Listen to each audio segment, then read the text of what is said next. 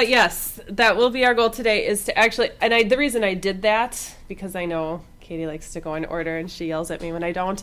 The reason I did that is because the chapter is about masking and selecting and different things with layers. And I thought, why is that chapter 8? That doesn't make any sense whatsoever to be almost at the end of the book and when there's only 11 chapters. So that's the reason I'm jumping to that chapter, because I think everything you do throughout the rest of the book, you're going to need all that stuff. That's why we're going to do that today. So there are some things that I know you know, but I know not everybody is to that point. There are some basic things with the layers. I'll just make sure that I point out just to refresh your memory more than anything else.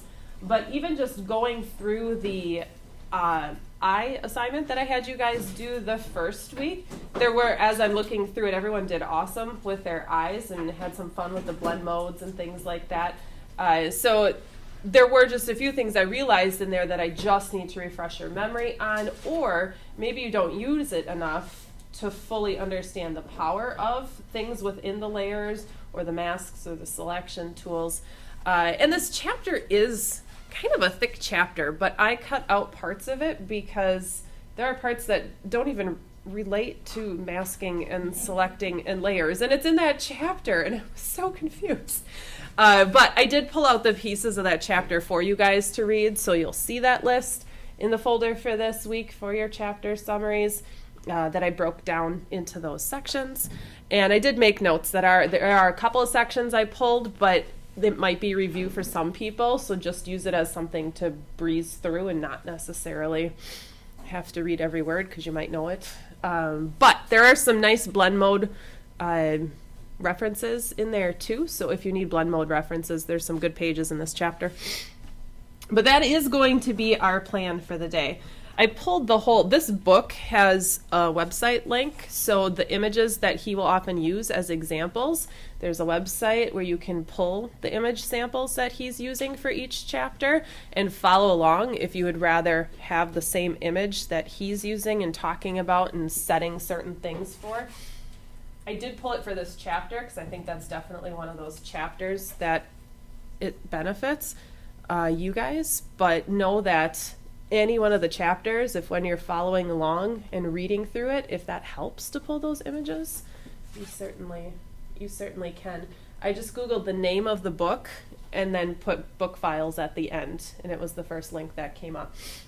And you just have to make sure that you're using the 2015 images for it. So what I'm doing at the moment is on the server, and backtracking a second here too, make sure you stick your chapter 2 assignment on there. It looks like most of you did already. But in a second here, it's just about done. In our folder, I'm putting a folder for chapter 8, which are the book files from the website. Use these if you would like to. Otherwise, you can play around with your own. But my goal today is to cover 3 main things and then obviously smaller things within there. But I just want to go through different things with layers just to make sure everyone knows that they're available. Obviously, the layers themselves are pretty obvious, but a way to organize all of your layers and do different things with them. I want to make sure that I point those out. And then selections. You guys are pretty good at selections. But ways to work with the selections that make it easier to use them again in the future. That, I think, is a very important piece, that there are 100 different ways to do that, but I want to make sure that you know some of the ways that most people use it, especially if you end up working with other people and doing some sort of collaboration that involves editing. You'll want to know some of those main ways, even though there are other ways. And then, I'm going to have to do it too, aren't I? I have to reconnect. Oh, sure. Right as I hit disconnect, it shows up. Oh, yes. Okay, good. It didn't do it. Okay.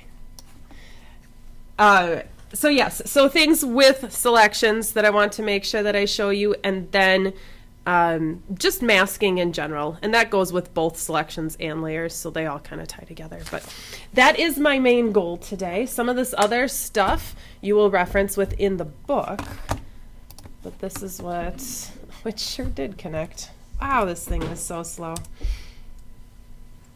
All right, so let's first start with this layer stuff that we know,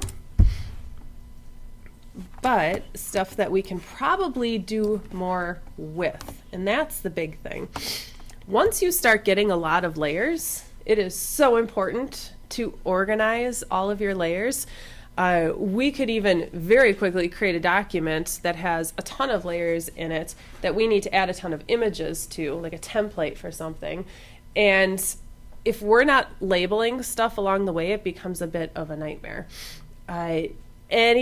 Anyone you work with, whether it's a designer, photographer, any type of editing where they are using a Photoshop file and they have all of those layers and it's going between multiple people, you don't want to be the one that gets it and it says layer 1, 2, 3, 4, 5, 6, 7, 8, 9, 10, 11. That is awful. And you're going to hate me when you do your assignment because I have given you a file that is exactly that.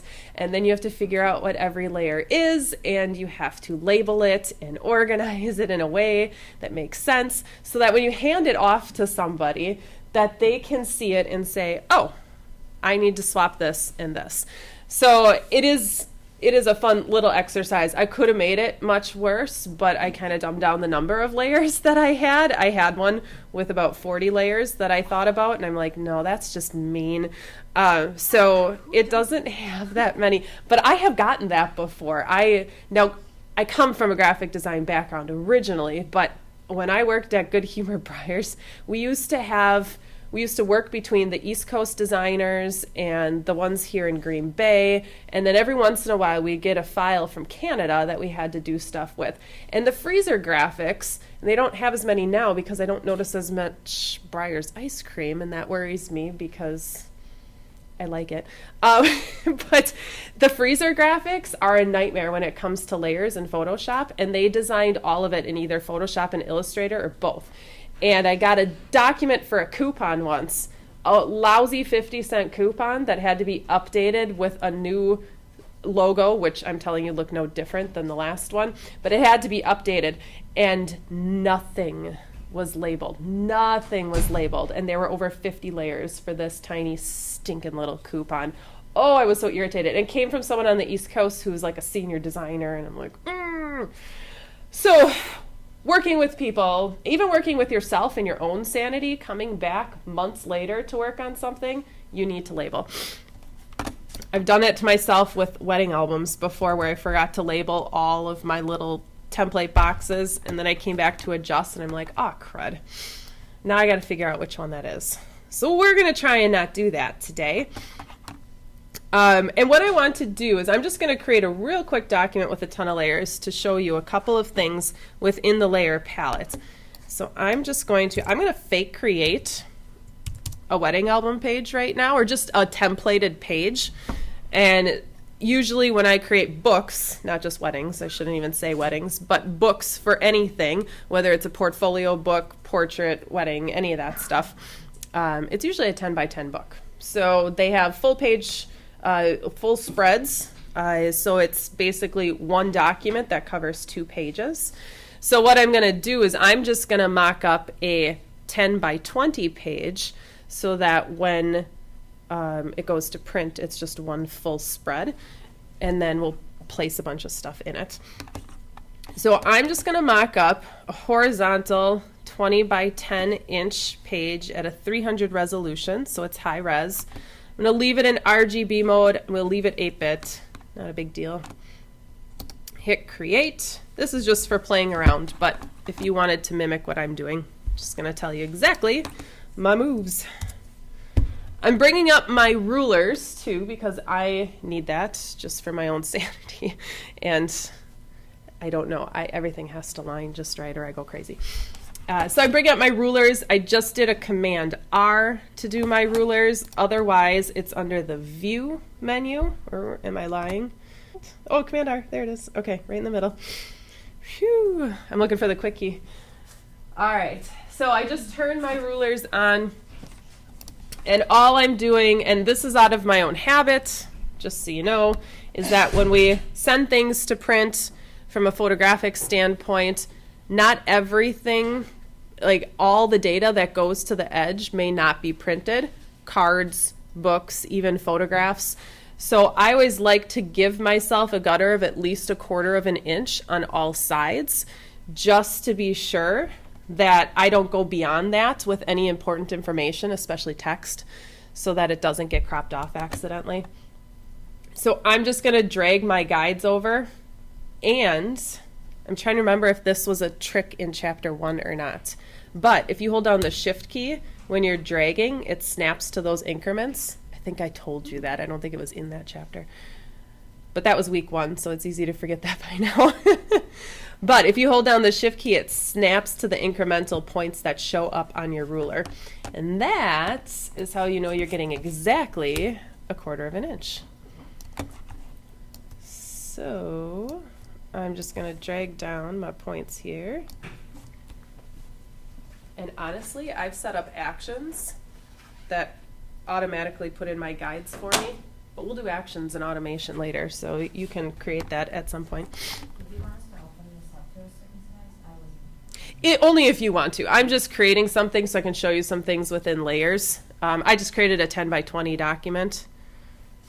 I'm also going to drag a thing in the middle so I know where the middle of my page is. And since it's 10 by 20, I just need my 10-inch mark. And I'm good to go. Now I just want to design a page that I can plop a bunch of images into.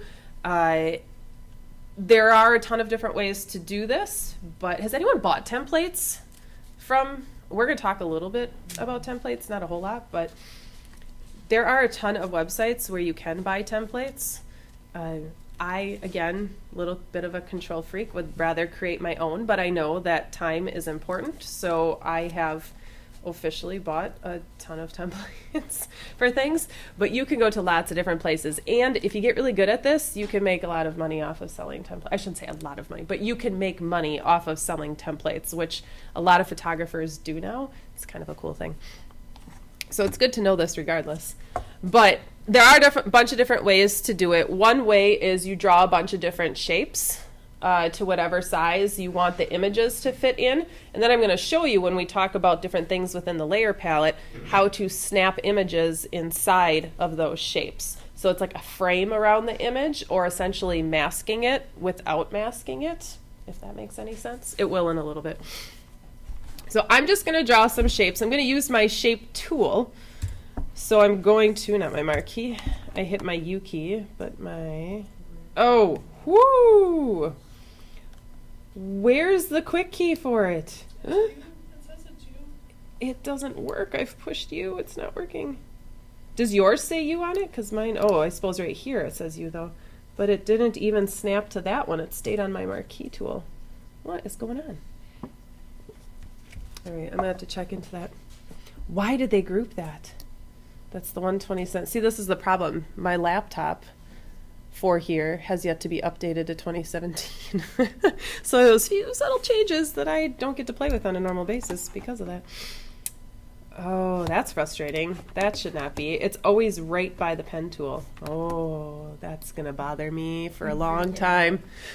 I'm like, I know what it is. I know what it is. I know the quickie. It's maddening. All right. Well, I'm going to use the rectangular tool because typically when I build these template things, I draw boxes. I don't draw weird shapes, but there are some times that I will. And I'm just going to, I don't know, I'm just going to make up something. Let's just say I want, and color, any of that stuff doesn't even matter. But I'm going to just draw a bunch of shapes all over the place. If I can get it to snap. There it goes. Wow. It's really touchy today. There we go. Anytime you work with the shape tool, I know that's not necessarily our topic of conversation today, but selection tools is. And anytime you're using selection tools, shape tools, that kind of stuff, do you know that you can hold down the space bar and move it as you're working with it? So if I'm drawing a box here and I don't want it there, I actually want it on the other side, I can hold down my space bar and drag it. And then when I let go of my space bar, it continues with whatever I'm doing. So space bar, good tool. So I'm just going to draw, I don't even know what I want to do here, but I'm just going to do one side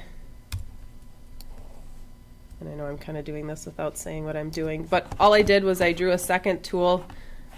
I copied it so that I had the same size below, and then I just dragged it down. So I did a Command J to copy my layer, and that shows over here. It says Rectangle 2 copy. That doesn't sound good. I'm afraid things are going to fall through the floor one day. But then I just move it down and kind of do what I want with it. Or we do this, make a horizontal one. I'm just making up stuff. Why is nothing doing? So all I did, using the shape tool, dragging some shapes. I'm using my space bar to move my shapes wherever I want them. And I just want to duplicate a few of my shapes so that I have the same width and I don't have to worry about matching it, and then just retransforming it so that I can get a different shape.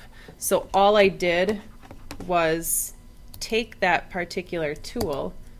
Wow, nothing is working.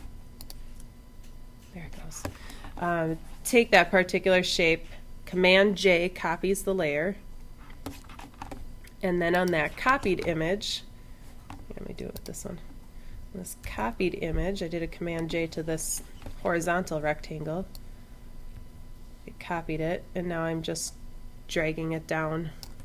I got a few boxes here. I would like to take those 3 boxes on the left, flip them, and put them on the right, so it's somewhat symmetrical and then different at the same time. And there is a very easy way of doing that. So at the moment, I have a bunch of layers. We'll come to the problem that I already have here in a little bit. So I have 3 boxes. I can tell by the thumbnail here. I have 3 boxes that these top 3 layers, these are the ones that I want to duplicate on the other side. So rather than recreate them or just duplicate and then move them one by one, I could select all of them, duplicate and transform it at the same time, so I have the exact spacing, exact size, and it's so much easier to do. So what I'm going to do is within the layer palette, I can actually select multiple layers, and some of you know this. You can select multiple layers and make a copy of all of those at the same time and transform them all at the same time. And all I'm doing is making sure I'm clicking on a blank spot here to highlight them. And instead of doing a Command J this time, because I just want to, I find this easier, but I could very well do a Command J and then move all 3 of those copied layers over. I'm actually going to hold down my Option key, because just like anywhere else when you're making copies of stuff, like a file in the Finder, you hold down your Option key and it makes a copy of it. I'm doing the same thing in Photoshop. It's not any different. So with those selected first, I'm just going to hold down my Option key, and I can see that my Move tool is turned. I went back to my Move tool too also, just so you know. I can see that my Move tool turns into a Copy tool, and I'm just going to click and drag, and all 3 of them move at the same time. So I've made a copy of all 3. And the nice part about doing it that way is that it automatically highlights just the copied ones, so that they're all highlighted, and anytime I move them, all 3 are moving at the same time. Let me try and get my spacing just right here. But I also want to transform. So I'm going to use my quick keys here. Just going to do a Command T, and with all of them highlighted, it selects all 3 layers. And now I can rotate. That was Command what? Command T. Yep, T for transform. That one makes sense. Some do not. And to make sure that I'm getting, moving in, getting a 90 degree or 180, basically, I'm going to hold down the Shift key so that it snaps in 45 degree, well, I guess it's not completely 45 degree increments, but it snaps incrementally so that I can do a complete 180 flip with this. So Shift key will do those incremental ones. That's great if you're just trying to change it, like 90 degrees or 180 or whatever, 45 degrees. So all I did was that. And just like any transform, when you want to submit that or accept that, you just hit return, and then it does it. And just because I'm not a completely symmetrical person, I'm going to move it to the bottom. There we go. So I have boxes. That's all we've done so far. But the problem with my boxes is that they're not labeled. Oh, and while, there's probably few enough that I can figure out which is which, when I get to the ones on the right-hand side, because I have a long, narrow document, the indication on the thumbnail saying that it's a shape layer is covering those boxes. So at this point, it's a guessing game. I would have to sit here and turn them on and off and figure out which one it is, which drives me nuts. So I want to organize this and make it as easy as possible, because the next problem I have is I'm going to start placing images inside of each one of these boxes. So I'm going to double the layers that I have, because for every box there's going to be an image, a layer with an image that gets put in there. So I'm going to double it right off the bat, but that's not including, do I want something on the background? Do I want extra details? Do I want to add things like outer glows? What kind of junk do I want to add to it? This is going to get pretty lengthy pretty quick. So right off the bat, I'm just going to start labeling everything. And not that there's a right or wrong way to do it. You just got to do it in a way that makes sense. So I'm just going to call this, oops, I really can't type today. Is that really an I? That just looks like an L. Is it because I'm zoomed in? No, it just really looks that bad. All right, I'm just going to call this a middle image, vertical, top left. I usually like to put, when I label my images, again, preference, I just like to label where they are to make it a bit easier. So if I have vertical, horizontal, and different rows and stuff like that, I usually put either like vertical, horizontal, is it the top, is it the middle, is it the bottom, that kind of stuff. But again, horizontal, middle, left. Oops. Horizontal, bottom. Wow, I really have lots of problems typing today. All right, now I'm on to the right side. Vertical, bottom right. Make this the middle.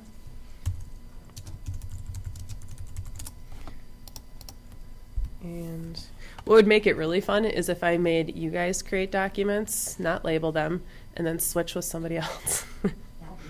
That would just be, that might be really mean, because it could be so much worse than what I would do. Let's see, horizontal, top, right. There we go.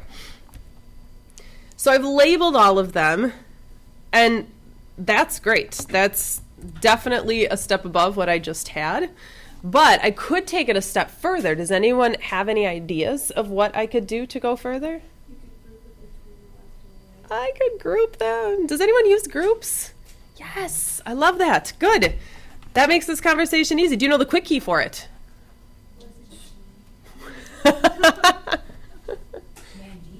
It is. It is Command G. So I can simply just highlight all of the images on the right side here and do a Command G, and it automatically puts them in a group. Now granted, I should probably label the group. I'll just label it right, and then I'll do the same thing here with the left. Now when I was creating those boxes, I could have also created the three on the left, grouped them, and then duplicated the group and moved the whole group. It would have done the exact same thing. I would have still had to relabel the images, because it would have still said like horizontal, middle, left, and it's on the right.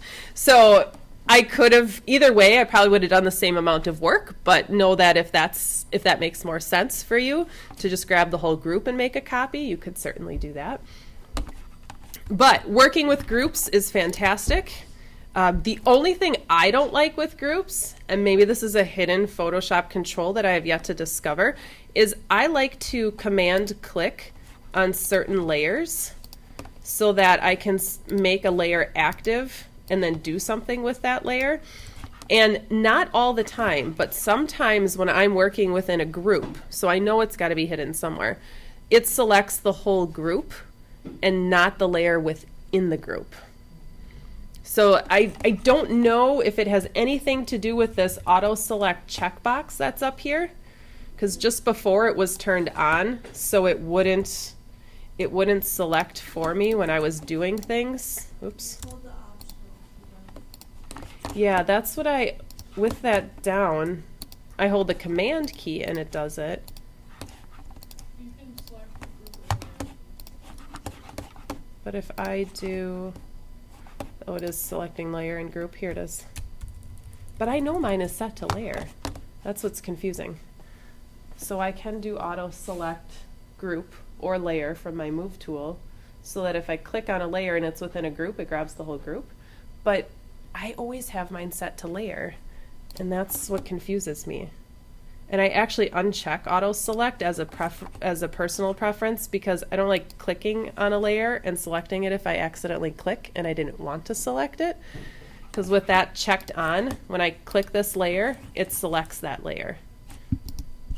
But with it off, I have to use my command key to click to make that layer selection, if that makes any sense. But for me, I like turning off the auto select because of that. Otherwise, I accidentally click and move things. Drives me nuts. Okay. So now that I have that stuff organized, I could take it a step further and I could actually color code this if I wanted to. I don't have enough layers here that I find it necessary, but I want you to be aware that if you get to the point where you have a lot of layers or you have certain masks that you want to stand out amongst a list of layers, that color coding is a beneficial thing. So I could take any layer, and if you right click, you can apply a color to it. You'll see it at the bottom of that list. And then it just tags it with certain colors. That's all that is. It's just another way of organizing. There is if I plug in my hard drive, you can see it. A good example is some templates that I use, since we're talking about templates. Get this drive plugged in.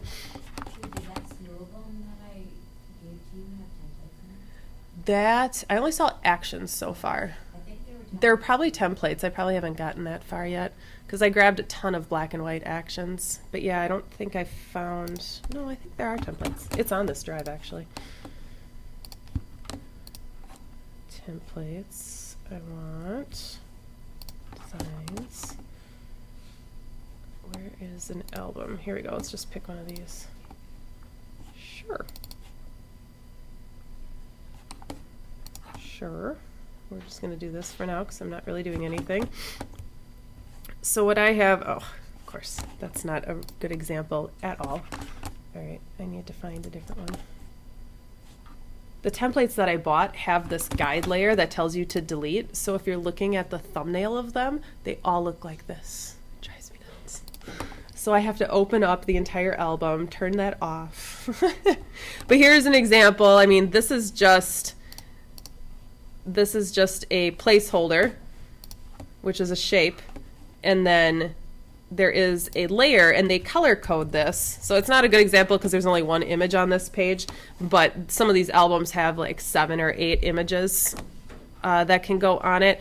But what they have is they say place image below this, and I'll show you why this is actually kind of a cool thing in a little bit. But they have layers for everything. So if you needed to change the color of something and you weren't quite sure what it was, I mean the pink and the red, and there's another pink, there's a dark pink, a pink, dark, another dark pink, and a red. So if you wanted to change certain parts of what's back here, it's hard to know what's what without turning it on and off and figuring it out because you have dark red and dark pink and dark pink. So which one's which? Not that that's any easier to label in a different way, but that's why it's important to have that all labeled. Turn this back on. turn this on and this on. I'll come back to this one in a second here. So color coding in that instance is great because it makes it very obvious that here's where the placeholder is. Just drop your image below that color-coded label and bam, everything's the way you want it to be. So I'll show you that. But color coding, labeling, groups, that's the main thing. There is a filter option here. So if you get to the point where you do have a ton of layers, you can filter by name and actually search for a name. So if I had 20 layers for that background, here, let me go back to this one. If I had 20 some layers for this and I wanted to find all the pink ones, I could search for pink and it would just filter. I know I don't use that as much as I should. I use the different options here every once in a while. But I know I should be utilizing that feature more. It's overlooked and it's easily overlooked because we just look at all of our layers, but why not filter down to certain colors or, whatever it is so that we can see certain things. But that's all that is. That's filtering. You guys know blend modes, opacities, stuff like that. Fill I'm not going to talk about at the moment, but then we have the locking of the layers. And understanding the different ways to lock a layer, and having this image open is actually a good thing. I can show you this.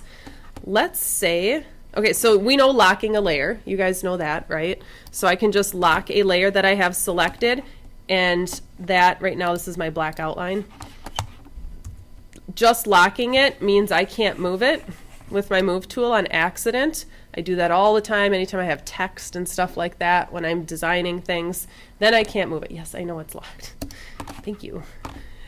So that simple locking will lock the layer from being able to be moved or anything. But some of these other options you might not use a whole lot. The one I want to point out to you, well, there's the lock position. That's a good one. But the one I like to point out is lock transparent pixels and then lock image pixels.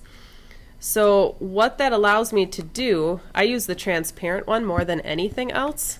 But let's say I have these two dark pinks and I don't want this one to be the same pink. I want it to be a little bit different. So, I mean, what would I could do it a couple different ways, change that color, but if I could simply, over the thumbnail, command click and make a selection, but that selection doesn't always hold some of the edge opacities or really gets really detailed in some of those edges. So a better option is to actually lock the transparent pixels. And what that does is it still allows me to do things with any of the colored pixels that are in that layer, but anything that's transparent is omitted from anything that I do. And where that's cool is in the instance where I would want to change the color. And this is great. So let's say I do want to change that color. I'm going to, let me pick a different color here. Just start with that dark pink, but make it, I don't know, orange? Sure. Let's do that. Now if I want to make that orange and I just simply fill, does anyone know the quick key to fill? With my foreground color? X would swap my foreground and my background colors. But I want to fill. Anyone know that? Ooh, that does make sense. But unfortunately, that's not it. That would be too easy.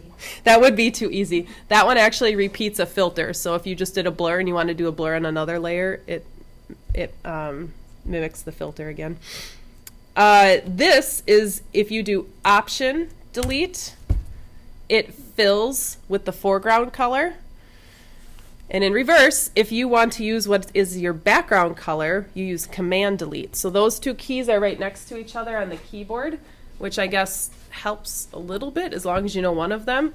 So Option is to the left, which is the same thing as the swatch. The swatch that's a little bit to the left is the foreground. So Option Delete, and not the delete key with the function home end. The delete key that's above the return key. It's good to make sure you're using the right one. And then Command Delete will do the background color. But I didn't lock anything when I did this. So it filled the entire background, or that entire layer, with that color. So if I turn off all the other layers, I am left with this. And I don't want that. I only want the colors that I actually worked with. So I'm going to back up here. I'm going to click Lock Transparent. So what this is going to do is when I fill, anything that's transparent is omitted from what I'm about to do. So by doing Option Delete this time, it now only filled in the pixels for that layer with the orange. Maybe I should have picked one that was a little bit, maybe this one. This one has a little bit more. There we go. That's probably a little bit easier to see. So it only filled that dark pink layer, and all the transparency was withheld. And what it also did is those pixels that maybe are a little bit more opaque than others, or the opacity is a little bit less, it maintained that. It will do that with a selection, but I don't find it does as well of a job by making the selection and then doing it. So locking the transparent pixels always seems to make a little bit more sense for me. But know that those are available. That's kind of a important thing. Here, let me go back. There we go. All right. I'm trying to think if there's anything else on this layer palette that I wanted to show you, and I don't think there is. So I'm going to move on to the next thing. All right, so now I'm going to start placing a few images, and I want you to see within the layer palette how you can make that a little bit easier for yourself. I'm going to, now I could open up a bunch of images, drag and drop them into my document, and then do what I want to do. That would work just fine. I would always just make sure that I'm bringing them in as a smart object, so as I'm transforming, I'm not destroying pixels, I'm not doing a destructive type of a transformation. Otherwise, I could go to Bridge, find the image, place it from Bridge, and then the other option is in the File menu. So I'm going to kind of do it both ways so you can see it. So from the File menu, I have Place Linked and Place Embedded. They obviously do exactly that. It's either going to link to that image, and I need to make sure that that image, if it's on a hard drive, is plugged into the computer so that it recognizes it. Or if I place Embedded, it's just going to embed the image as a smart object inside there. And then I don't have to worry about packaging everything together after the fact. So I'm just going to do Embedded just for the sake of not needing my drive plugged in all the time. But my file size gets larger this way, just so you know. All right, let me just find something to work with. I need a wedding. Give me a wedding. Here we go. Here's hoping this one works. Sure. We'll use it. I'm just going to grab whatever PSD because it means I've edited something. So by placing, eventually, hello, slow computer. There we go. So by placing this image in here, I can now transform it, and I want to put this, like in the, I think this one will work well in the lower right corner. So I'm just going to hold down my Shift key to keep it, to keep the ratio the same. And all I want to do is I want it to be within that box so that it will fit in there. So I can't make it smaller than the box, or my box will show the black when I snap it inside. But I'll probably start there. I'm just going to hit return when I'm done. Oddly enough, I already have this layer selected. That's not what I wanted to happen. It won't happen the next time. Okay, so then what I want to do is I want that layer to fit within this box. Has anyone done that before?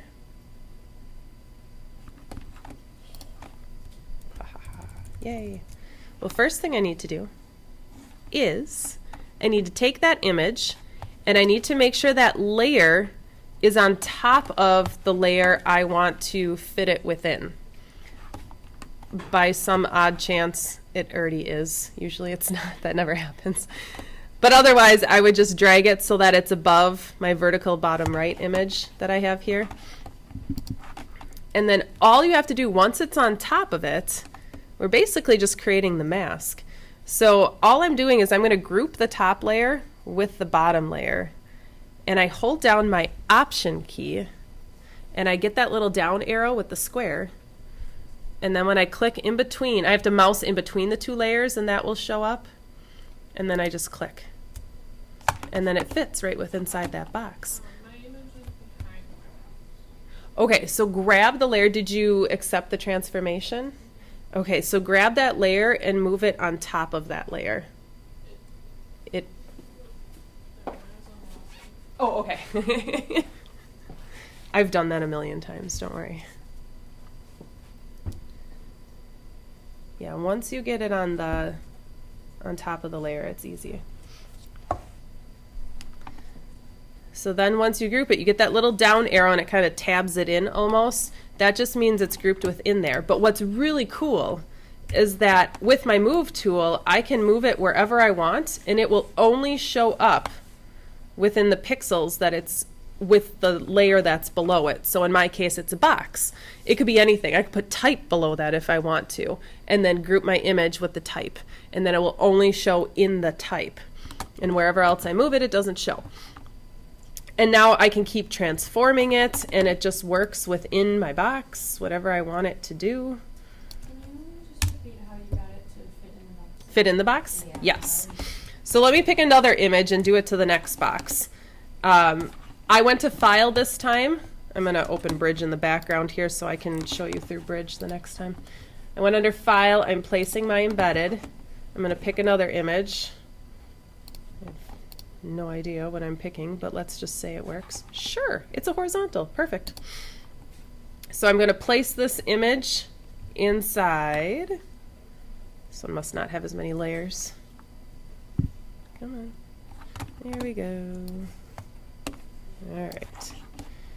So I'm just going to transform to fit within that space. Hit return. And now I do have the problem where my image is below the box that I want to fit it within.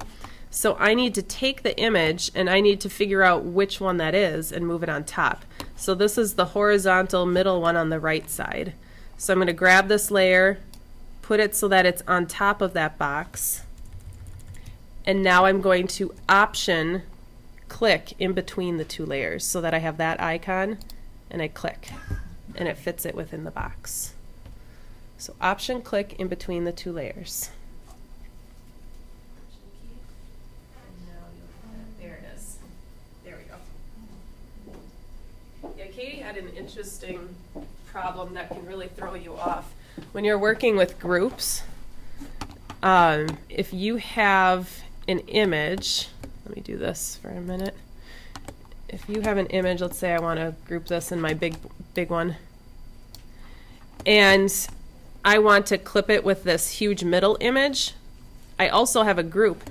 It's not working, and it's because it's very touchy when you move a layer, and it goes either within a group or it doesn't.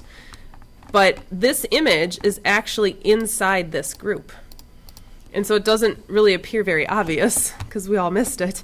But I need to get this image. I can't group it with something outside of the group or clip it within something outside of that group. So what I have to do is get it outside of there. And I just have to drag it a little bit further and see how now it's flush left. Whereas once I'm in a group, it tabs it in a little bit. Now that it's outside of the group, I could now clip it inside there if I wanted to. Oh, if I actually click it, it would work better. So let me put it back. Let's see, where was it? Horizontal. So do be aware of that. That's an easy thing to not realize is happening. There we go. So I would just continue finding images to put in there. I just want to show you how to do it from Bridge. If I happen to be doing something like this where I'm putting a lot of images in, I usually do it through Bridge just because, let's see, computer, this drive, let's pick this one. Okay, so if I have an image here that I want to put inside Photoshop from Bridge, I could actually just right click, but it's in the, it's in the file menu under place. But I usually just right click on the image and I go place. And then it offers different applications to use. Obviously, we're using Photoshop. So it's just going to place it in the current file. So you just have to make sure that file is the active one if you have multiple ones open. And then when I say place in Photoshop, it will move it over. And it will do exactly what it did from the file menu. It's just in Bridge, it's a little more visual. That's all. Come on. It's just a black and white image. There we go. And in this case, I gotta make it bigger. There we go. I want to snap it within there. So that's all I have to do. It's gonna bother me. There. So same thing from Bridge. Again, you could drag it in and then create the smart object. I honestly think it's easier just to place it in from the start that way. Okay, so we've clipped our images with the layer below. Oh, that's what I said I was going to come back to. A document like this. This is kind of cool. You could, if you're building your own templates for yourself, something you're going to use over and over again, or even if you build it for someone else, what I've seen a lot with templates is that I have the holder and then I have this blank layer. There's nothing in it, but it just says place image below this layer is all it says. And what's really neat is that I wouldn't have to create the clipping. It will automatically clip it that way. And let me just show you what happens in that instance. Place, embedded.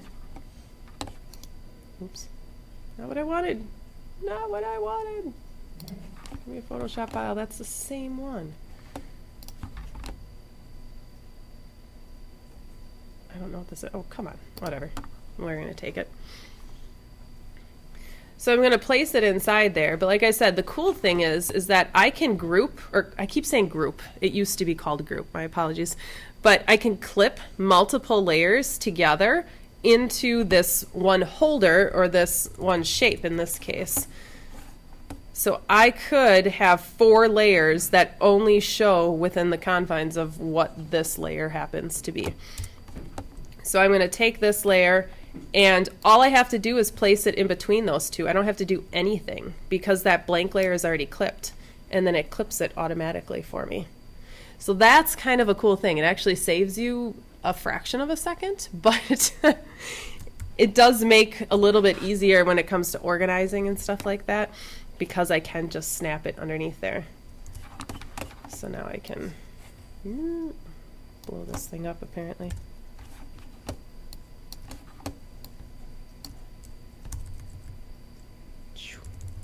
There you go.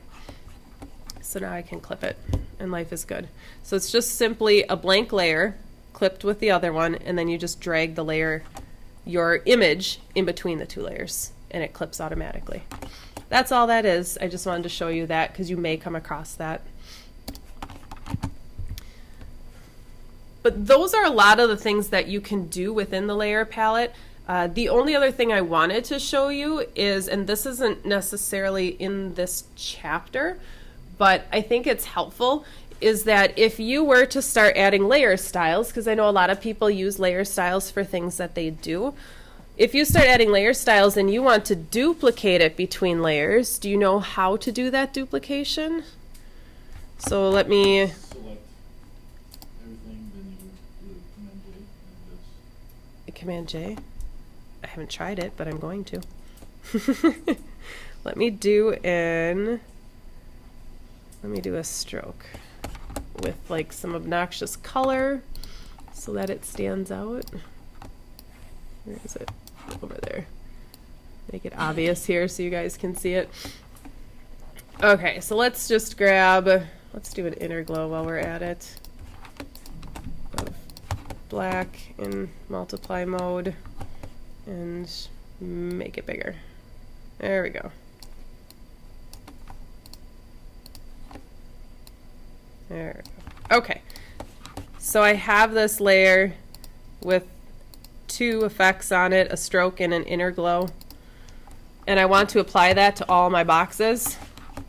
Okay, let's just try that. So you said highlight it and then Command J? Like highlight the, Oh, highlight this. that's I believe. I'm not quite sure. Oh, it's not letting me highlight the effects. I thought maybe I could. I know I can right click. But yeah, it won't let me highlight. It only lets me select the layer. It doesn't necessarily let me select the effects itself aside from turn it on and off. So maybe not. But I could grab them and drag them. That I could do. So I could grab and drag, but here's the problem. I grab and I drag it, and it just moves it.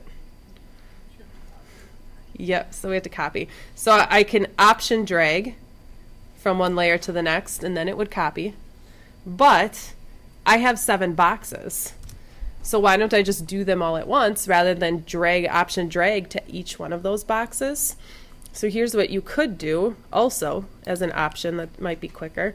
I could right click on my effects on that one layer, copy layer style,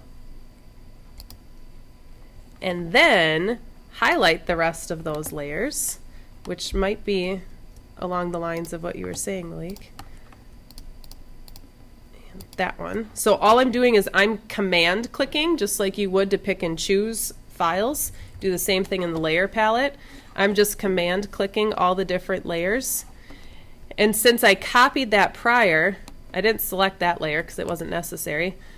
Now that they're all selected, I'm going to right click and then I'm going to paste the layer style. And now all my layers have that hideous red stroke that I think looks fantastic. But it's a quick way to do that. And then the drop down arrows either hide or show those effects. So if you don't want to see them all, you can click the little drop down arrow and it will hide or show them. I had all the layers selected, so it collapsed all of them at once. But that effects icon will show you that there's something below to look at.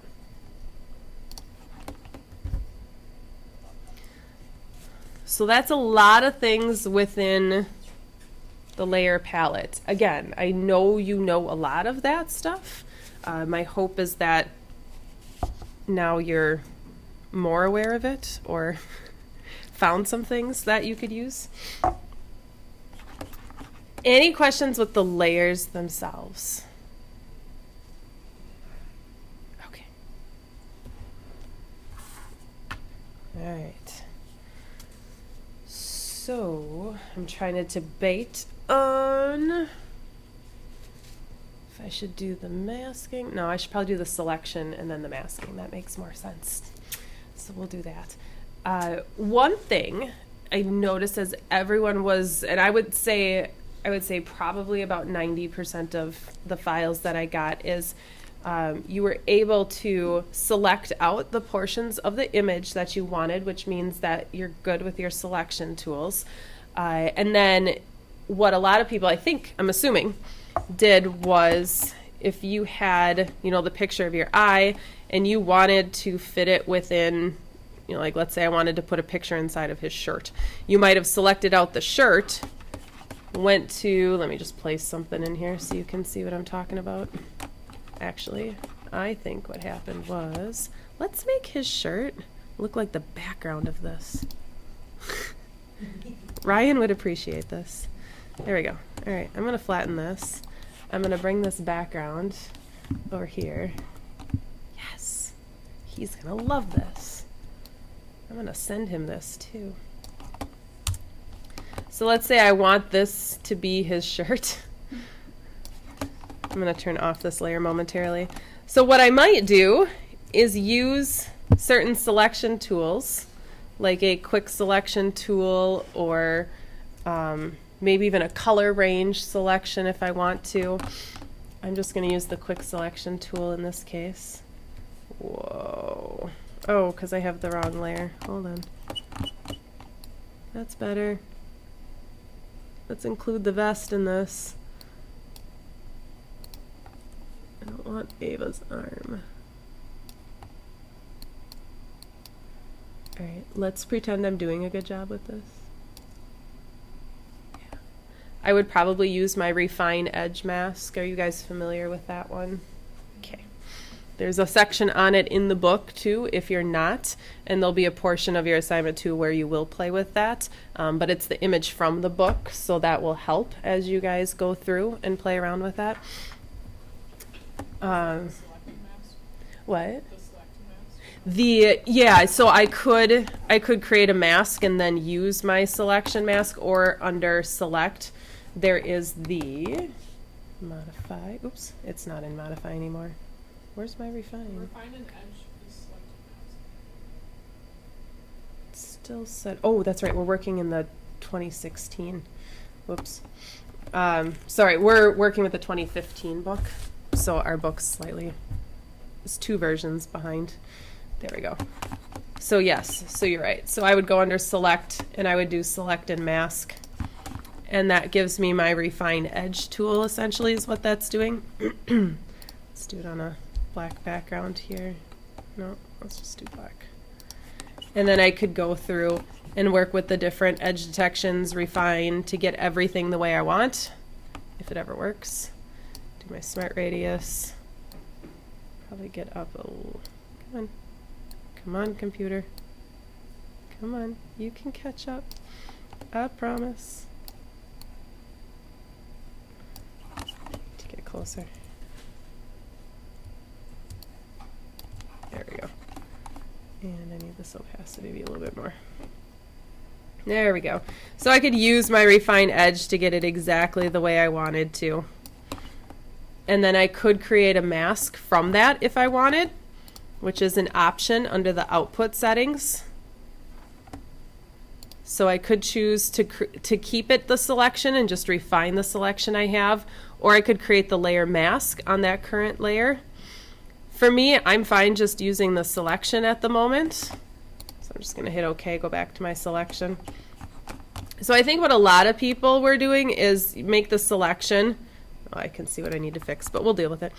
And then on that layer with that selection, just delete everything else. And then you're fit within that space. So I could invert that selection, hit delete, and now with a blend mode, it would fit on his shirt. Let's do an overlay. Nope. Soft light. A little bit better. And now it fits within that space.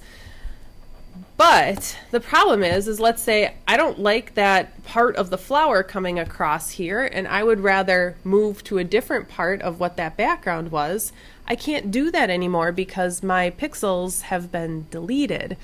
And so what I want you to be aware of is that the option to create a mask may be a better option in the long run for a lot of the things you do, not everything, but a lot of the things you do. So using a layer mask is a very powerful tool. And all I'm going to do now is rather than delete the pixels on my background layer, I'm going to, with this layer, I'm going to create a layer mask by using this icon at the bottom. So it's the rectangle with the circle in the middle. That is the Add Layer Mask button. And by clicking that, it automatically takes that selection and creates the mask from it. So at the bottom in my layer palette, so I had my selection. Here, let me undo it. I had my selection. I turned on my flower background. My selection's still there. I see my marching ants. And all I did is make sure that that layer was active, and then I click the Add Layer Mask button at the bottom. It's right next to the effects. And then that created a mask. So all you see are 2 thumbnails on one layer. There we go. All I see are 2 thumbnails. One is black and white, and one is the actual thumbnail of the layer. So all that's telling me is that anything that's white will show and anything that's black will hide. So think of it as like black and white t-shirts. Black to conceal. Black to conceal, white to reveal. Yep. I always think black and white t-shirts. I can't wear a white shirt. That's what everyone always says. But here's what's kind of cool. Should I have that situation where I don't like where the stem of that flower is coming in that shirt, because you know the rest of it's spectacular. But let me blend this again here. Maybe I'll try multiply. Meh. We'll use it. That's really bothering me. I can't let it go that way. Lighten.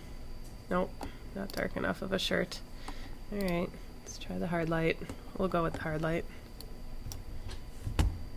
Okay, so let's say the stem of that shirt, not liking where it falls on that sleeve.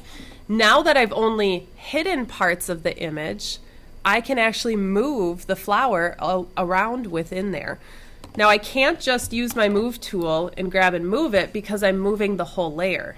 And that's because by default, your layer mask is linked. So my mask is linked to my layer itself by this icon. But if I click it, I could unlink it. The trick is to remember to link it back up when you're done. So I could unlink it, and what that means is that with this, make sure I don't have the layer mask selected, but with this selected, the actual thumbnail, I could take my move tool and I could move it around within the mask. So if I want definitely more flowers, let's go with that. So if I wanted that, I can move it around.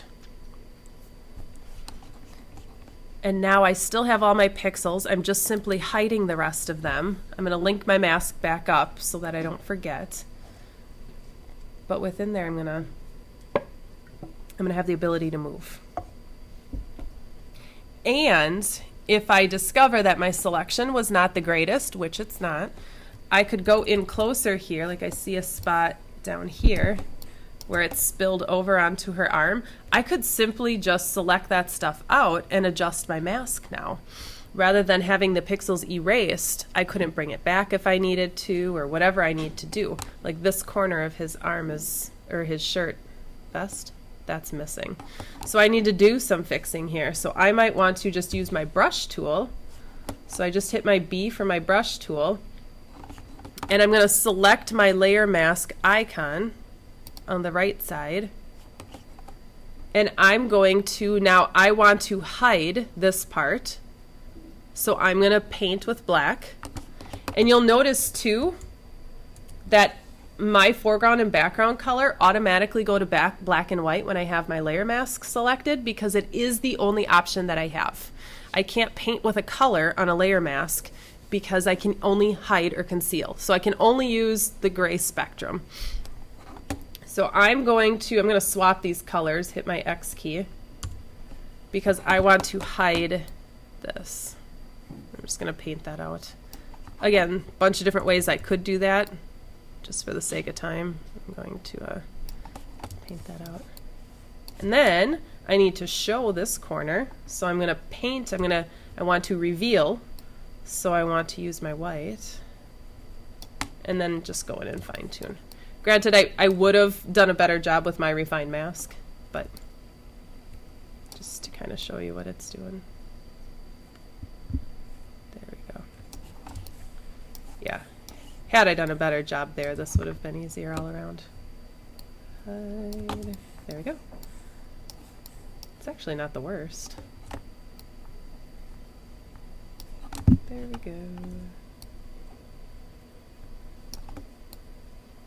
So now I've kind of fixed some of the things I want to fix. There we go. So the layer mask allows that flexibility. It's like a non-destructive edit, like our raw stuff that we were doing last week. That's essentially what the layer mask is. I'm not deleting pixels, I'm simply hiding them. That's all. So know the power of the layer mask, because I think you are going to find that extremely beneficial. Trying to think if there's anything else within there. We'll do a little bit more with adjustments. I guess the only thing to mention there is if you're playing with adjustments like curves or layers or things like that, is that you have the power to not only make an adjustment. Let's just do a curves and do this.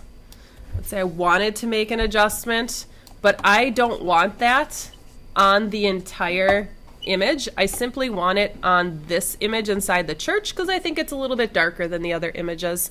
Yes, I could, it's a smart object. I would probably go into that one and do it there, but I just want you to see this, that clipping layers works for adjustment layers also. So I could move this curves layer to middle. Right above this image right here. And I could clip it by option clicking in between the two, and it only affects that layer. So now it's not the whole image, it's just that layer. So you could do that. Again, that's a smart object. I would probably do it right within there, but I just wanted you to see that. I've run into a few times last second where I'm like, it's just that little part. Do I really want to open the image? So I just mask it to that layer really quick and just be done with it. I kick myself later if I have to go back and print that image and it's different in like a book versus the print because I did it that way, but all around it works well. All right, layer mask. Okay, the only thing, how comfortable are you with the pen tool? Not very. The pen tool, you love it or hate it. Most people say they hate it. I'm going to forgive you for that. But I guess it really depends how you're using it. From a photographer's standpoint, I think a lot of you probably would hate the pen tool, which is completely understandable. If you're looking into an area of like commercial photography, the pen tool will probably become a good friend of yours because you will find that, and it may fall more on the designer, but I think for a photographer, it's important to know the pen tool. Usually the designer's the one that would clip that out and then put it into like a catalog or wherever they're placing it.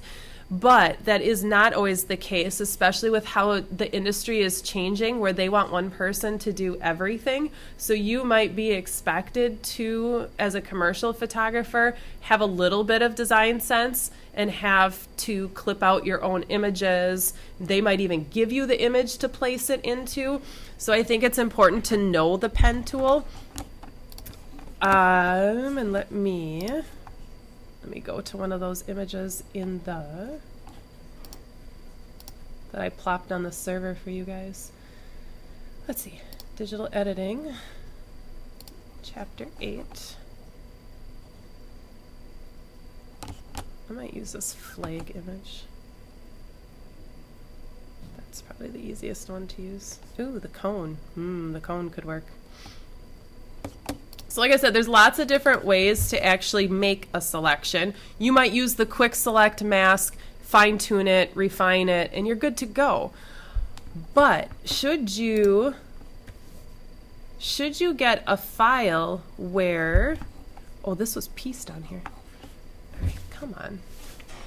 The fan is running so loud on this computer, I'm kind of scared as to how warm. It's really warm. This computer's working today, and I'm really not asking a lot. But should you come to the point where you need to actually clip out parts of an image, sometimes you have to create paths from it. It's not simply a selection and a mask. If you are, from a design standpoint, you need paths because we can bring it in for vector purposes if we need to work with an Illustrator and stuff like that. So taking a photographic image and then using a path and saving a path, but also having a really fine-tuned selection that I could save and bring up later on is a huge bonus. If this ever works, I could show you. Maybe I can just stop my library. There we go. Do I do have it created already? There we go. I'm going to do something. I'm going to flatten this image. I just grabbed an image that was in the Chapter 8 folder from the book files. So if you wanted to play with it, I do have part of your assignment. You will have an image, a guitar image that you will use. But I'm going to... I put it on the server. It says Chapter 8, just hanging out in our class folder. So you could certainly use any image that's in there. You could grab the whole folder and play around, especially as you're reading through the chapter, if it's easier to do as you're reading, because I know that, oops, Chapter 8, all these images. I didn't do anything from that chapter on focus stacking, anything like that, because you're going to do that in commercial photography. So I'm not going to bother with that. But what I want to do is select out the flag. And the pen tool is the one to do that with. So the nice thing is P for pen tool. And that should be sitting out in your dock. It should not be hidden. And the goal is to trace around. But the problem is if it's not just a square box that you can just click and select, it becomes a little tricky. So what I'm going to do is hopefully make this a little bit easier. I'm going to zoom in a little too far. So I'm going to click to set myself a starting point. And I know that might be a little hard to see, but hopefully you can. Set myself a starting point, and then I'm going to start tracing around it. But the trick is that I want to match the curve. So I click and I drag, and I can try and match the curve. And over time, you just get the feel of exactly where to click to be able to get the right curve that you want. Like I clicked too high. There we go. And you're going to get these anchor points, essentially, is what's going to happen. So the curve is obviously that curved line underneath my anchor points. It is a matter of just getting the feel for it, and over time, like this is going to drive me nuts. Like if I just keep clicking here, I'm not getting the curve that I want, and it's not turning out very well. So what I need to learn to do is that as I click and I drag these points, let me go back here. As I click and drag these points from one to the next, I might actually want to, what I want to do is I don't know the best way to explain this, to be honest.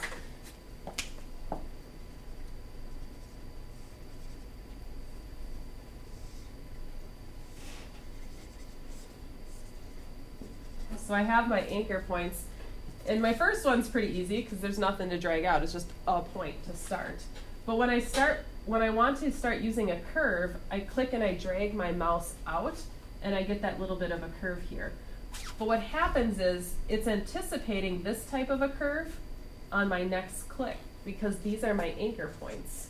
And it's almost like a teeter-totter effect if you want to think of it that way. So if I'm taking the middle of the teeter-totter and I'm pulling out this round object from the bottom of it, if I turn my teeter-totter one way, it changes the curve. And if I turn it the other way, it's changing the curve on both sides of that middle point here. So once I get past this first one, here's that middle point. Once I get past this first one, I don't want it to pull the curve based on those points. I actually want to get rid of half of my teeter-totter in order to make it easier to draw the curve of the next one. So all I do is if you option click, you get rid of half of that teeter-totter. So it's essentially like starting from that first point, because now it's not taking into effect the other half of this circle, or this curve right here. So now I can click and drag and see how it's only affecting that part. I option click, and I start dragging to the next point. Can you also hold shift? So it doesn't, If I hold shift, shift will do it on angular points, and shift will also draw straight lines. So that's the only downfall to the shift. It's great in the part where you want to just make a straight line, and it will completely eliminate any of the other curves and things like that. But let me take that one away here. Whoops. There we go. So yeah, so holding shift simply does it in a straight. I don't necessarily want that in this case. So the option will get rid of that anchor point. That's especially important when you're when you're rounding a corner. So like as I'm going around here, this isn't a big deal. But if I were to leave this and start going this direction, now I get this weird S-shaped curve because my curve is curving this way, and I'm making a 90-degree turn and going that way. So what I need to do is get rid of half of my teeter-totter so that I can basically start a fresh curve and just go all the way around. How would you delete the other side rather than, like, how would you delete the left side rather than the right side? I could grab that anchor point, hold down my option key, grab it, and drag it in, but the problem is it changes my curve. Okay. So it always default deletes the right side? Yes. I have a question. Mm-hmm. Why use this instead of what's it called, magnetic lasso or whatever? Honestly, you could use either. The one thing this will do is create that path right off the bat. You could use something like a magnetic lasso tool, but then you have to create a vector path after the fact, whereas this is already going to be vector right off the bat. Meaning that I could bring this path into an Illustrator file, a different document, and the path automatically eliminates the background, is really what it's doing. So if I do it in Photoshop with my pixels, I have to make sure I'm masking out all the other backgrounds. It's harder to adjust it when it's pixels versus vector, because I could just take the vector path, and if I'm cutting into my flag too closely, oops, I need to use a different tool here. I could just simply adjust it, which is easier from a commercial standpoint. Oops, I'm doing it again. Holding down the wrong key. From a commercial standpoint, it's easier to make this adjustment than to adjust a pixel layer mask. So yeah, you could, but then you have to convert it to the path. Now one thing, let's see if it will let me. I do want that. Cancel that shape. Oh, it's not going to show me that. I think they actually did take it out of 2017. Wait, there it is. It's hidden. There is something, and I have to be honest, I have probably used this once. But this is, to get a feel for the pen tool, there is an option underneath the little sprocket in the pen tool called rubber band. And it does explain it in the chapter too, that you could check that on. And what the rubber band tool does is it gives you a little bit more of an idea of what you're doing with the pen tool. So it gives you a little bit more of a visual as to what you're doing. So that as you're getting used to using it, before I make my next click, it's telling me if I click here, here's what my curve is going to look like. If I start going this direction, here's what it's going to do. So it's almost like a preview. I probably could use it more than I do. I'm used to the pen tool. It's, I've been using it for 15 years, so I don't feel I need it. But as you get started, this is a helpful thing to turn on. So underneath the sprocket, if you click the checkbox for rubber band, it just shows you what would happen if I make the next click right here. And now it's cutting into my flag, and I don't want that.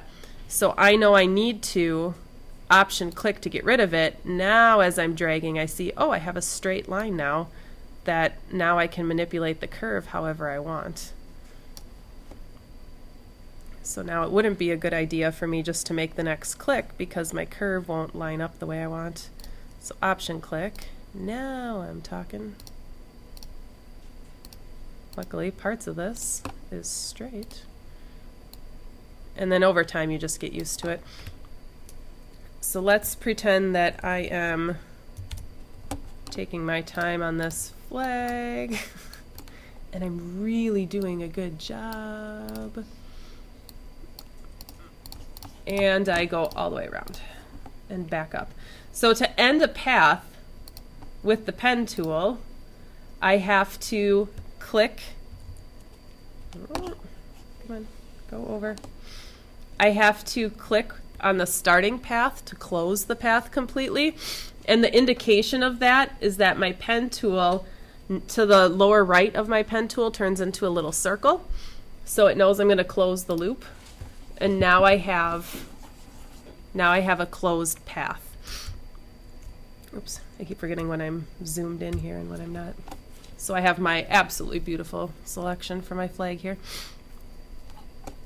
Now, what I would do with this is there is a path tab usually showing next to my layers palette.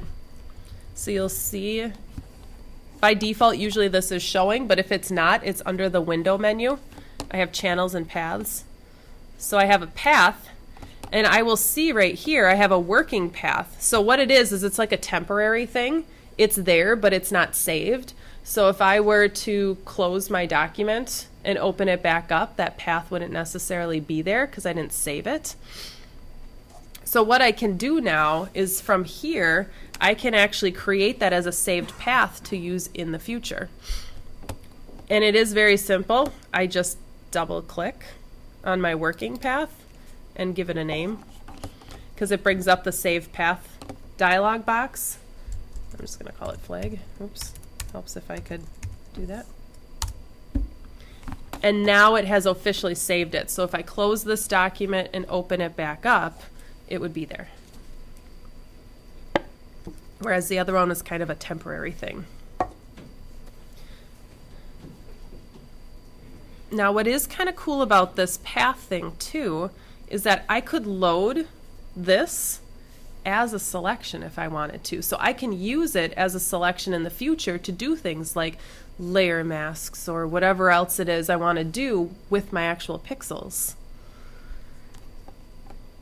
And there is an option at the bottom. If I drag this up, you guys can see it better. In the path palette, I do have some options in here. And one option with a path saved and selected right now is there's an option down here that says load path as a selection. And if I click that, it changes my path into my marching ants. So now I can use it like a regular selection.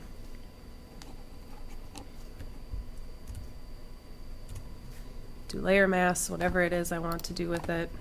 Maybe on this one, I want to do a layer mask because I think that looks better. That's what I could do.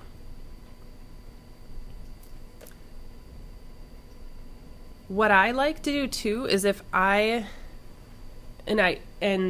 this just comes from working with a bunch of different people on pixel images rather than vector images, is that they like clipping paths, which is essentially what we created. We're kind of halfway to a clipping path.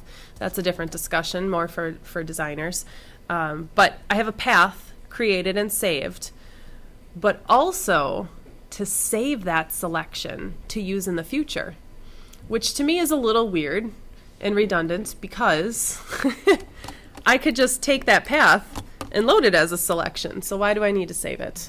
Honestly, I don't have an answer for that, but I've worked with enough people where either one uses paths and one doesn't, or they're just picky and they want both. And so it's weird, but I want you to know how to do both in case you come across that situation in the future. So I'm going to show you how to save that selection in case you don't know how to. There are a bunch of different ways to do it.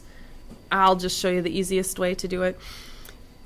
From the path panel, I'm going to select that path, load it as a selection, and I'm going to go under select the menu, and toward the bottom is save selection. And all that does is, do I want to create that selection within this document as a new channel or as something else? I'm going to make it a new channel and I'm going to give it a name. I'm just going to call it flag selection. And I'll show you what that does. So I'm going to give it a title, save it as a new channel, click OK. Now it looks like nothing happened. But what did happen is in my channel palette, Now, I don't want this to confuse you because there's stuff existing in here. In my channel palette, typically I only see my RGB, my red, green, and blue, and I can do different things. But I can save selections as channels to use in the future. And it sounds weird now, and it's okay, but over time we'll use them a bit. So in my channel palette, here's the one I created. Essentially, it's like a layer mask. I can call up my selection and create layer masks from it. I can create layer masks from this saved channel. And in the future, if I have different parts of this image that I want to select, like maybe the pole needs to be separate from the flag, and then maybe I have this one cloud that I think I could use again in the future, I would save that, and I can either go here and bring up that selection, or, let me go back to RGB, because this is easier to see visually. Under the select menu, I have the load selection option. So I can load a certain channel. Again, I don't want it to confuse you because this document came with selections in it, but typically I would only see the one that I created, my flag selection. But you can see they actually created one for the pole only. But here, flag selection. So I could call up that selection. And now I could use it to clip, to create masks, whatever it may be. It is a helpful tool to have. I have done that. I have lots of loaded save selections or save channels for elements. Like if you take pictures, like I tell everyone, take pictures of textures and close-ups of things because you want a library of things to work with. That would be one of those situations. You take a picture of, let's say, like a flower or something like that, and you want to use it in the future. You might need it as a graphical element in something you're doing. I create the selection right away. I save it in the file, and then that way when I say, ooh, that flower, or that flag, I need that, I can then just load that selection and I can drag it into another image and use it. So it works really well for pieces of some cool image that you have that you want to use later on. So I use that now as a photographer more than Paths as a designer, but I still use Paths for commercial things. So it's good to know both. Does that make sense? I know it's weird. You got to practice. I can show you all day how to use the pen tool, but until you sit and play around with it and become comfortable with it, you're just going to go, all right, whatever. So as long as you know to option click those anchor points, you're well on your way. Use the rubber band to give yourself an idea of what it's doing, kind of like a little preview. But other than that, just play with it. So that's what I wanted to show you today. Hopefully not too bad. Hopefully there are a few things in there that maybe you haven't used yet. I want you to practice those things for next week. So with that, you will see your Chapter 8 assignment, not to throw you off with the Chapter 8, but if it ever, what is the deal? Oh my goodness. There you go. So in your week 4 folder, which yay, week 4, the first 4 weeks you have officially survived. Those are the hardest. Once you make it through those first 4, you get in the groove of the rest of the semester. So first 4 are always the worst. So you have survived to this point. But you will see in that folder, here's your Chapter 8 summary and the pages. I noted the few that it might be a review, and if it is, breeze through it. Don't read word for word. The layer blend mode pages I pointed out also, so you can use those as a reference. And if there are certain ones you don't get, kind of read through those. In that Chapter 8 folder that I stuck on the server for you guys, what they referred, that image they use on those pages is actually in there. So if you wanted to use that as something, I think it's a good visual because of the fact that it is, I think it's just blend mode original. It's a really good visual to see how it's blending based on a grayscale and the color spectrum with an image underneath. So it's there and it's layered and you can play with it. But otherwise, use those pages for your summary. And then your assignment, I have all the images you need for your assignment. So what you're going to want to do is on the server And I do have a link in Blackboard to Google Drive so that you can grab the zip file that way. But most of you are here. So in the Chapter 8 assignment folder that you will submit your work to next week, you will see a Chapter 8 zip folder. That has the images that you need. So you will want to make a copy of that to a hard drive or whatever it may be. I'm just going to copy this to the desktop really quick so that I can open it and show you. But what you will see is the first number on this assignment here is that one that I warned you about where nothing's labeled. So it is actually a wedding album page, kind of like we just mimicked here. And unzip that. And so what you have is you have a document that was created by someone else that you typically contract work with, whether it's like creating pages from photographs you've taken or others have taken. And you're getting this album, this PSD file, and the client has requested changes to part of this before it goes to print. So this document, oh my goodness, I should have left it as is. This document has 10 images on it, and they have basically said exactly what to do with it. But because it's kind of a nightmare to work with something that's not labeled at all, what I want you to do first is to organize that and then make the changes. So I want you to actually label the layers. There we go. So here it is. The only thing that is labeled is the actual image number, but everything else just says layer 1 through 11 and the background.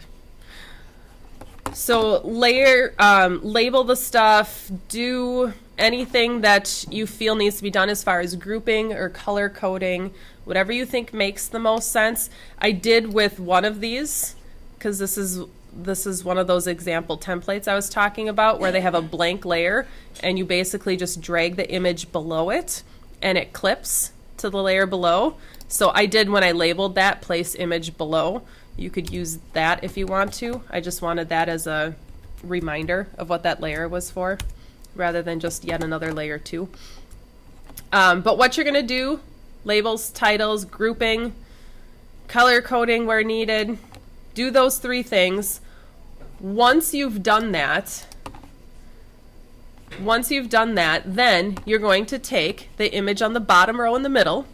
So currently it's the mother or mothers lighting the candles. They want it replaced with image number 9104. That is in that folder, 9104. So they want it swapped for that one. And the image on the top row, second from the left, which is the bride getting ready, they want it swapped for image number 9087. That one is there also. Then the images on the bottom, on the corners. So that is these 2 bottom corner images. They would like those swapped. It just makes more sense to them for whatever reason to swap them. So make that change. And then they've decided the background's too blue because it was a black and white wedding. So they would much rather have it a golden color for the black and white. They would much rather have it like a golden, like an orangish yellow color. So change this blue background to more of a yellowish tone. And that kind of fits with the tiles within the church and the overall white balance of what they were dealing with in the church. But I want you to be aware too that the background is one color and then there is a blended overlay of like a fake paper background. And right now it's set to multiply mode. If you look at it in normal mode at 100%, it's blue. So when you change the background color, the blend mode may also need to be adjusted to fit an orangish yellow color. So you'll be able to practice with your blend modes. So be aware of that. But that's the first one. The second image is you're going to use this TIFF file. And all I want you to do is use the Refine Mask tool to actually edit out that. And if I remember right, oh, come on. Don't open in preview. doing that. All I want you to do is to make sure that you use the refine mask to select it. Select however you want.